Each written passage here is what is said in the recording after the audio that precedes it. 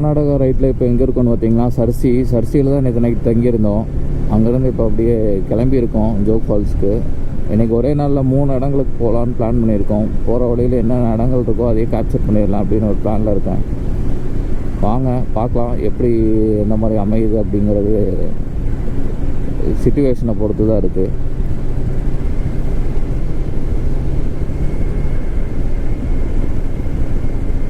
ரொம்ப சில்லுன்னு இருக்குங்க. நைட்டே பயங்கரமான குளிர். நாங்கள் இருக்கிறதே ஹில் ஸ்டேஷன் தான். இங்கேருந்து 1 மணி நேரத்தில் ஜோக் ஃபால்ஸ் போயிடலாம் அப்படின்ட்டு இருக்காங்க.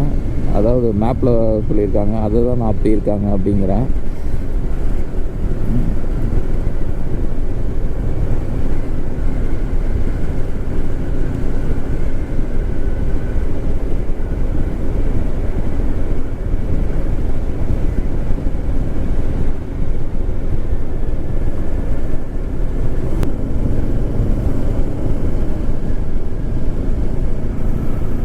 என்னடா கடவுள்களை பற்றியே பேசிகிட்டு இருக்கானே அப்படின்னு நினைக்கலாம். ஆமாங்க, எனக்கு கடவுள் நம்பிக்கை அதிகம். ஏன் நான் அப்படி சொல்கிறேன்னா, எல்லாத்துக்கும் ஒவ்வொரு நம்பிக்கை இருக்குது. ஒன்று தன்னோட தந்தை தாயாரை நம்பி இருப்பாங்க,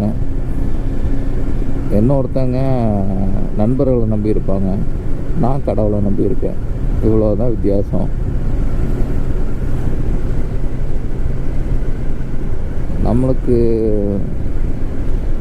ஏதோ ஒரு சக்தி தான் நம்மளை ஆட்கொள்ளுது எல்லா ஒரு விஷயத்துலேயும்.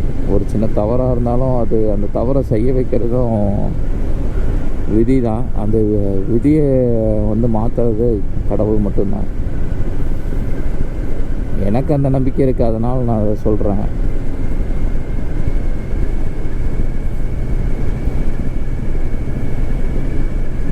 நான் இது வரைக்கும் ஜோக் ஃபால்ஸ் போனது இல்லைங்க. ஹம்பி தான் போயிருக்கேன். இங்கே ஹம்பி அப்படியே மும்பை கிளம்பிட்டேன் அங்கேருந்து. ஆனால் இதுதான் எனக்கு ஃபஸ்ட் டைமு ஜோக் ஃபால்ஸ் போகிறது.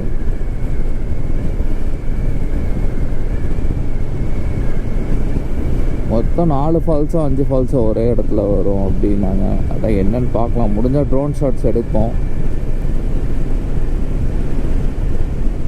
காற்று இல்லை, தைரியமாக எடுக்கலாம் ட்ரோன் ஷாட்ஸை.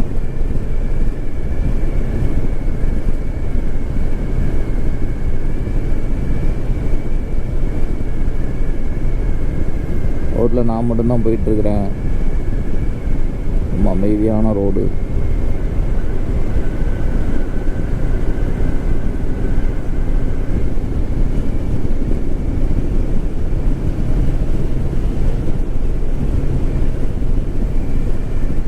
அங்கேருந்து அப்படியே ஜோக் ஃபால்ஸ்லேருந்து நேராக இங்கே போகலாம், முருடேஸ்வர் போகலாம் அப்படின்ட்டு இருக்கேன். மத்தியானத்துக்குள்ளே முருடேஸ்வர் போயிட்டா நைட்டுக்குள்ளே உடுப்பி போயிடுவேன். உடுப்பிலேருந்து சிக்மங்களூர் இல்லைன்னா மடிக்கேரி வழியாக மைசூர் போயிடலாம் அப்படின்ட்டு பிளான் பண்ணியிருக்கேன். எப்படி போனாலும் மங்களூர் வழியாக தான் போகணும். மங்களூரில் நம்ம ரிலேட்டிவ் ஒருத்தர் இருக்கார். அவர் அப்படியே பார்த்துட்டு அப்படியே அங்கேருந்து கிளம்பிட வேண்டியதான்.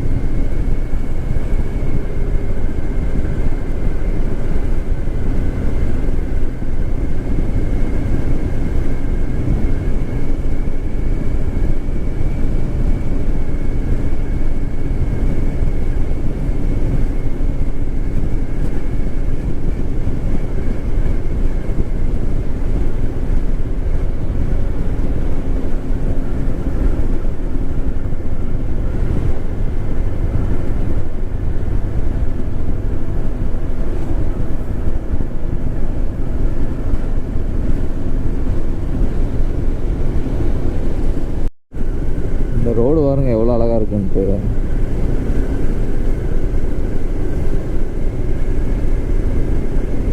சொர்க்கங்க இந்த ரோடு.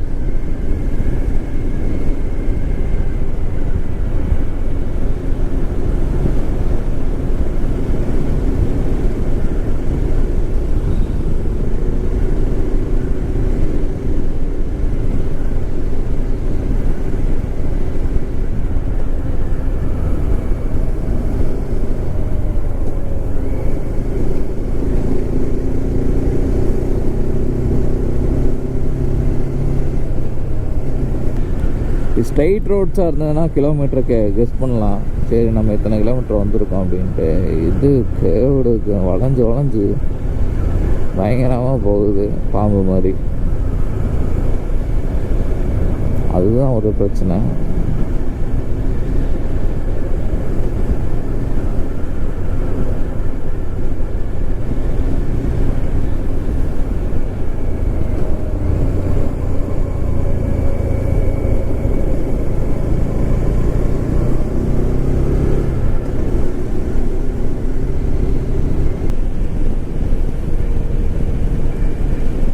பாருங்க ரோடு எப்படி இருக்கு அப்படின்ட்டு.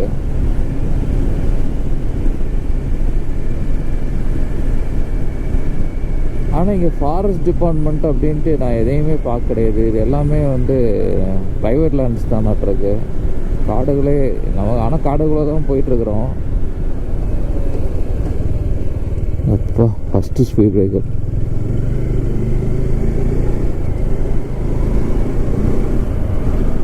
காட்டுக்குள்ளே தாங்க போயிட்டுருக்குறோம். ஆனால் வந்து நான் எந்த ஒரு ஃபாரஸ்ட் டிபார்ட்மெண்ட்டையும் பார்க்கல. கிட்டத்தட்ட நான் ஒரு 150 கிலோமீட்டர் பக்கம் போயிருப்பேன் அந்த ரோட்டில். ஆனால் நான் யாரையுமே பார்க்கல. டிம்பர் டெப்போ மட்டும் பார்த்தேன்.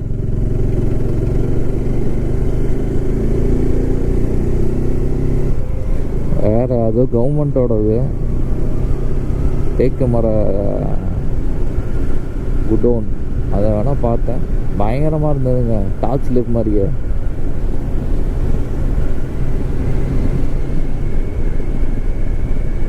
நேற்று தாங்க பிரேக் டவுன் விலாகை போட்டேன். நேற்று தான் அதுக்கான வாய்ப்பு கிடச்சிது, ஐ மீன் டவர் கிடச்சிது. அதனால் அந்த இதை போட்டேன். என்ன சொல்கிறது, அதை பார்த்தோன்னே எல்லோரும் எனக்கு கால் பண்ணி தயவு செஞ்சு வண்டியை மாற்றுங்க, இந்த வண்டி உங்களுக்கு செட் ஆகலை அப்படின்ட்டுருந்தாங்க. நான் இருந்துட்டு சொன்னேன் அது கரெக்டாக வராது அப்படின்ட்டு. ஏன்னா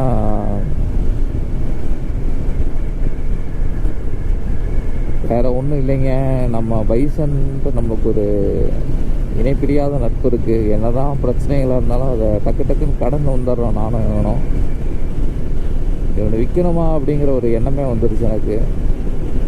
எல்லோரும் இதை விற்றுட்டு ஒன்று BMW 310 GS எடுங்க அப்படிங்கிறாங்க.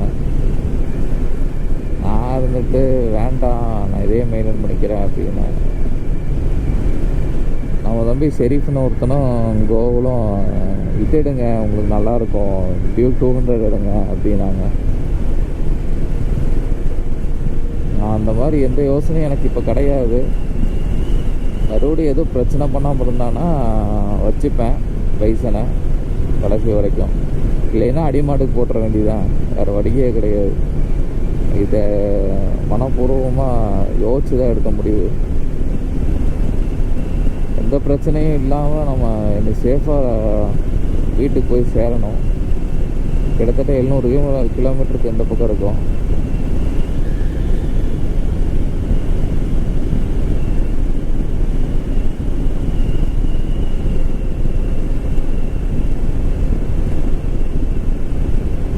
யாரும் இல்லா காட்டுக்குள்ள நான் தான் ராஜா.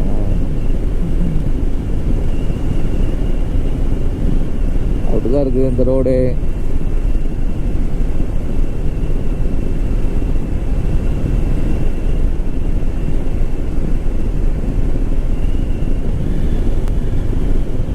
ஆனால் இன்னைக்கு நாங்கள் கொஞ்சம் சீக்கிரமாகவே எந்திரிச்சிட்டோம். 6 மணிக்கு எந்திரிச்சிட்டோங்க. எனக்கே அதிசயம் வருது. தூங்கும் போது 12:30 ஆயிடுச்சு. ஒரு வீடியோ எடிட்டிங்லாம் இருந்தது, அதெல்லாம் முடிச்சுட்டு இது பண்ணுறதுக்கு.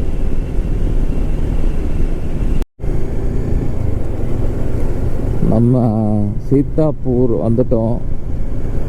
இந்த ஊருக்காரங்களாம் ரொம்ப கொடுத்து வச்சவங்க. ஏன் அப்படி சொல்கிறேன்னு பார்க்குறீங்களா? வேறு ஒன்றுமே கிடையாது. ஏன்னா ஜோக் ஃபால்ஸ் இவங்க ஊர்கிட்ட தான் இருக்குது. கிட்டத்தட்ட 20 கிலோமீட்ரு இங்கேருந்து. அடிக்கடி போயிட்டு வந்துருக்கேன். நம்மளுக்கு எப்படி நம்ம ஊரில் ஆலியர் வந்து சலுப்பி தட்டி யாரும் அதிகமாக போக மாட்டோம். அதே மாதிரி தான் எங்கே இருக்கிறவங்க ஜோக் ஃபால்ஸ் போக மாட்டாங்க. பெரிய பெரிய டேமெல்லாம் இருக்குங்க இங்கே, அதெல்லாம் பார்க்கலாம். நம்ம என்னங்கிறீங்க?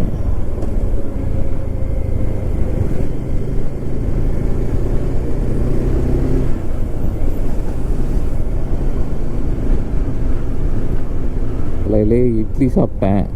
ஆனால் அது இட்லி கிடையாது, உப்புமா. தொட்டா உதிர்ந்து விழுந்துடுது, அதனால தான் அது உப்புமானேன்.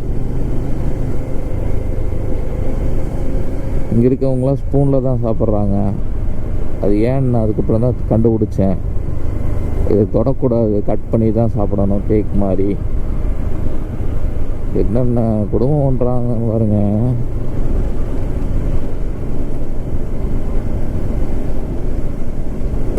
இதனால ஓரளவு பெரிய டவுன் தாங்க.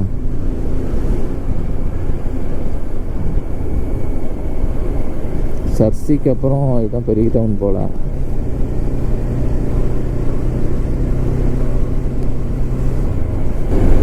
ரோடு தாங்க மோசமாக இருக்கு, ஓட்டுற கொஞ்சம் சிரமமாக இருக்கு.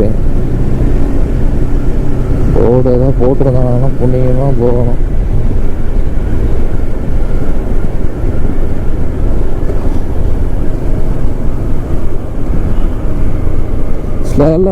சில விளாகர்ஸ்லாம் வந்து ஸ்கிரிப்ட் எழுதி வச்சு பேசுகிறாங்க. எனக்கு அதுதான் ஏன்னு தெரிய மாட்டேங்குது. நம்ம மனசில் என்ன நினைக்கிறோமோ அதை நம்ம அப்படியே சொல்லிட்டு போயிடலாம்ல. சிலவங்க ஒரு சின்ன நோட்ஸ் மாதிரி எடுத்து வச்சுக்கிட்டு என்னென்ன இருக்குது ஏது இருக்குது அப்படின்ட்டு விடாவரியாக எடுத்துக்கிட்டு எதுக்கு இந்த நடிப்பு அப்படின்னு ஒரு தோணல். நான் யாரையும் குத்தி காட்டுறதுக்காக சொல்லலை. நல்ல ரோடு போட்டிருக்காங்க.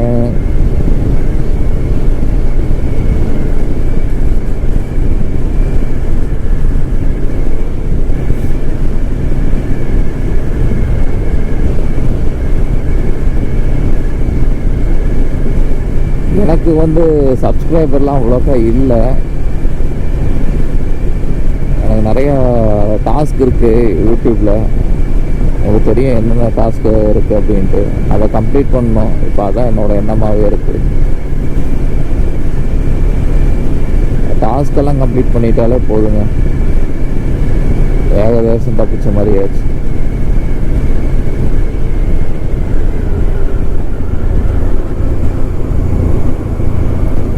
நெக்ஸ்ட்டு மும்பை ரைடு, அப்புறம் வைசாக் ரைடு போகிறக்குள்ள நான் லடாக்கே போயிருப்பேன்.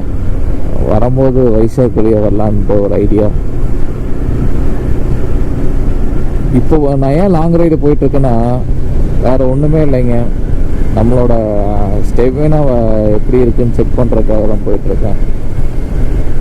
இதுவே கிட்டத்தட்ட ஒரு 2500 கிலோமீட்டர் ரைடு, அதுக்கும் அதிகமாக தான் வரும். நாங்கள் கணிச்ச வரைக்கும் இது 2550 கிலோமீட்டர் நினைக்கிறேன். ஆமாம்,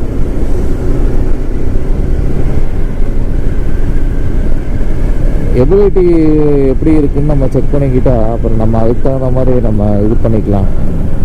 நல்லா இருக்கேன், நல்லா தாங்குறேன், அதான் உண்மை.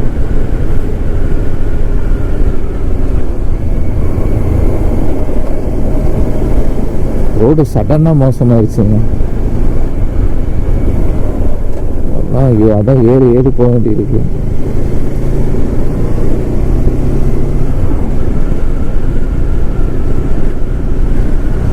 லடாக் ரைட் டிஸ்கஷனை பற்றி ஒரு தனி வீடியோவே போடுறேன், பாருங்க. உங்களுக்கு தெரிஞ்ச ஏதாவது டிப்ஸ் இருந்தாலும் தயவு செஞ்சு சொல்லுங்க.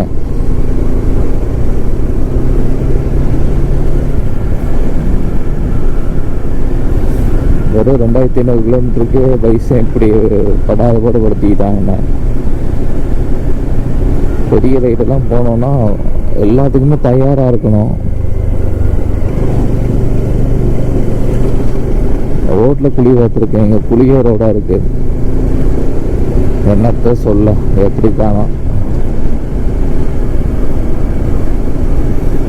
லடாக் ரைடுக்கு ஃபண்டு சேர்த்தணும், பைக் ரெடி பண்ணணும், கேஜெட்ஸ் வாங்கணும், கேமரா ஒன்றே தான் இருக்குது. அப்படியே ஓசியில் ஒரு கேமரா வாங்கிட்டு போகணும். இவ்வளோ டாஸ்க் இருக்குது. இதெல்லாம் கம்ப்ளீட் பண்ணி முடிக்கிறதுக்கே எப்படியோ ஒரு ஜூன் மாதம் ஆயிரும். ஜூனுக்கிட்டே 3 மாதம் தான் இருக்கா? ஆமாம்ல, மார்ச் வந்துட்டோம். இப்போ தான் நியூ இயர் வந்த மாதிரி இருந்தது. நாட்கள் கடந்து போகும், ஆனால் நாம் அப்படியே தான் இருக்கிறோம். யாரும் சொல்லலைங்க, நான் தான் சொல்கிறேன்.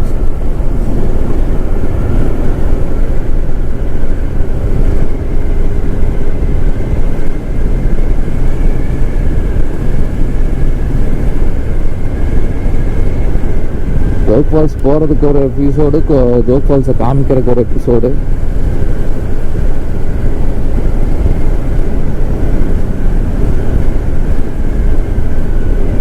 சில பேர் கேட்குறாங்க ஏன் மோட்டோ குருஜின்னு வச்சிங்க அப்படின்ட்டு. எனக்கு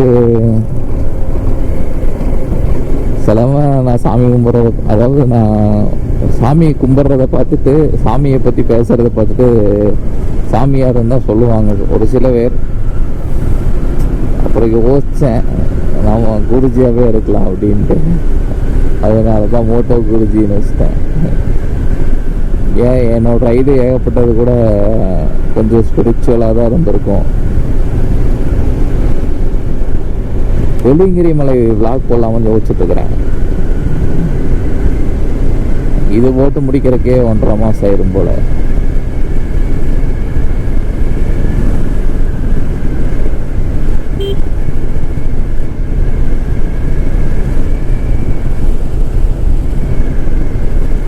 பையனோட புடனையோட ஒரு அடி அடிச்சுட்டு போகணும்னு ஆசை.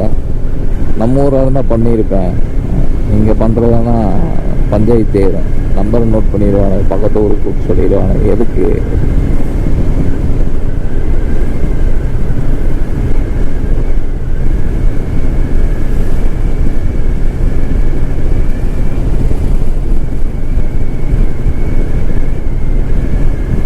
எல்லா வீடியோவையும் வந்து ஒரே, அதாவது நான் எடுக்கிற வீடியோஸ் எல்லாத்தையுமே ஒரே வீடியோவாக போட முடியாதுங்க. கிட்டத்தட்ட 1 மணி நேரம் 2 மணி நேரம் வரும். அதனால தான் நான் எபிசோட்ஸை போட்டிருக்கேன். அது ஏகப்பட்ட கட்சி போட வேண்டியிருக்கு. நான் 1 மணி நேரம் எடுத்தால் அதை 4 மணி நேரமாக மாற்றுறதுக்குள்ளே தலை சுற்றி எல்லாத்தையும் 20 நிமிஷமே கடந்து வருது. காரணம் எதனாலன்னா இதுதான் காரணமே.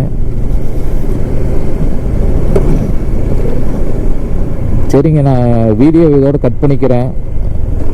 மறக்காமல் நெக்ஸ்ட் எபிசோடை பாருங்கள். அப்போ தான் நீங்கள் ஜோக் ஃபால்ஸோட அழகாக ரசிக்க முடியும். ஜோக் ஃபால்ஸோட கிளிப்ஸும் வேணால் நான் இந்த வீடியோட ஃப்ரண்ட்டில் இது பண்ணுறேன். ரொம்ப அற்புதமாக இருக்க போகுது, ரொம்ப அழகாக இருக்க போகுது. முடிஞ்சால் நீங்களும் இந்த ஜோக் ஃபால்ஸ் வந்து பாருங்கள். பாய். மறக்காமல் லைக் பண்ணுங்கள், சப்ஸ்கிரைப் பண்ணுங்கள். கர்நாடகா ட்ரிப்பை என்ஜாய் பண்ணுங்கள் என் கூட. நம்ம இப்போ ஜோக் ஃபால்ஸ் முன்னாடி நிற்கிறோம். நம்ம அப்படியே உள்ளே போகலாம்.